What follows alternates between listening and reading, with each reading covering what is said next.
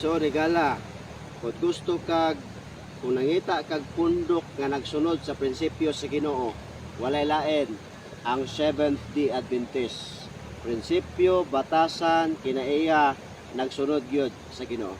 Butang dili nato mapugnan para sa atong mga higala nga mga sulpot nga mangangkon sila nga sila kuno ang nagsunod sa prinsipyo sa Ginoong Dios nga nakasulat sa balaang kasulatan.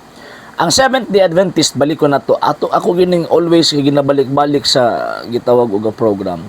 Ang Seventh-day Adventist mingbotho lang after sa 1863. Unya pagkauman ang pagboto nila tungod sa ilang pagkadesperado sa pagkapalpak ni William Miller. Kana palang daan nga dili malimod na kasaysayan sa mga amigo nato nga mga Seventh-day Adventist. Paghapon na pahimugat nga ang pundok nga ilang gipasakupan dili iyas Ginoo. Nga naman una, ang iyas Ginoo nagsukad sa prinsipyo nga dili masayop. Sa hinungdan kay ang Dios dili man masayop. Si William Miller palpak man og diha nagsukad ang Seventh-day Adventist. Basaha ra gud ninyo na ang tawag ini nga kasaysayan nganong niboto ang Seventh-day Adventist.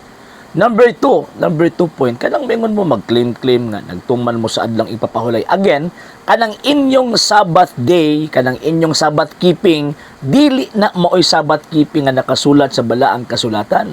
Sa hinungdan kanang inyo inimbento na sa gitawag og mga Amerikano.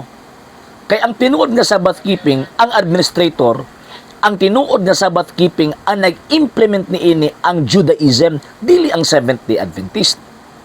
So kung tinuod gyud mo nagsunod sa biblical Sabbath nga gisulti sa Ginoong Dios sa nakasulat sa balaang kasulatan, nganong diha mo nagpasakop anang gitukod og Amerikano? Dapat dito mo nagpasakop sa Judaismo. Ngano man kay sila man ang responsable nga gibilinan sa Dios concerning sa adlawng igpapahulay. Asa may prinsipyo manggod-an ng adlaw igpapahulay? Ang prinsipyo manggod-an na tungod kay ang mga Israelita na ulipon manggod sila for not less than 430 years sa Egypt. Manang gitagaan sila sa Dios og kagawasan.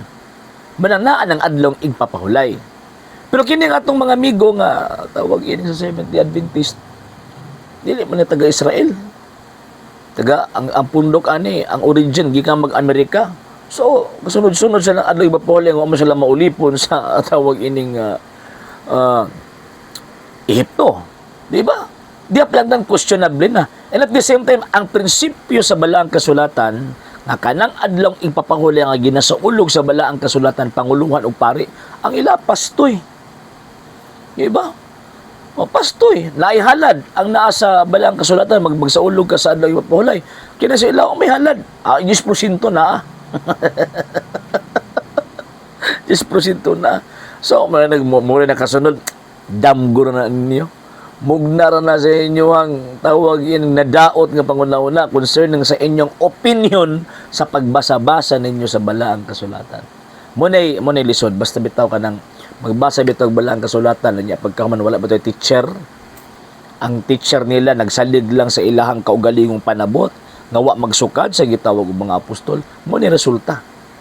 Mag-claim og mga butang wala bitay kasiguruhan ba kumbaga nga kung sa kuwan pa ba ang pag-claim naglutaw lang sa prinsipyo nga nasa hangin.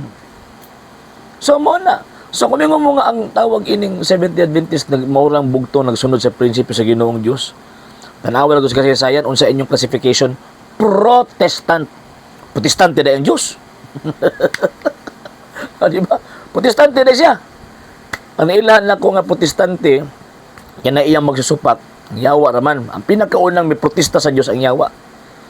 Gisunod ni Luther, gisunod po ninyo. Manang ayaw mo pangangkon nga, iya mo sa Ginoo. Iya ra mo tao, nagipanguluhan sa yawa para tawag ining makigupitensya sa iglesia ang gitukod na Ginoong Jesucristo. Okay? Sa hindi pa po nakapag-follow sa mga pages po natin, i-follow nyo po yung mga pages po natin. RJ Horolanciano II, TV Apolia Punto Argumento page, Kuya Apologist TV page, and RJ's Vlog 2022. And pwede rin po kayo mag-send po dyan ng Facebook stars. And also, sa ating po mga channels, sa hindi po nakapag-subscribe, subscribe po ninyo yung mga channels natin, Dalay Catholic, Apologist International Official, RJ Sando II TV, Kuya Apologist TV, and Barrio Kawayan Religious Forum. And pwede rin po kayo mag-send po dyan ng super sticker, super chats, and super thanks. And maraming salamat po sa mga kapatid ko mga Katoliko na always pong tumutulong sa programa po natin. Maraming salamat po. Nang dahil po sa tulong at suporta po ninyo, ang programa po ito until now andito pa rin po sa social media. And until now din po, nangangailangan pa rin po tayo sa tulong at suporta po ninyo dahil wala po kami magagawa rito mga sir, mga ma'am, kung wala po yung tulong at suporta po ninyo. Sa gusto pong tumulong, sa gusto pong sumuporta, pwede po ninyong ipadala ang tulong at suporta po ninyo sa pamamagitan po ng ating mga account numbers dyan po sa ating pong screen. And pwede nyo po kaming i-message sa ating pong page kung via remittance po yung ipadala po ninyo. Maraming salamat po in advance.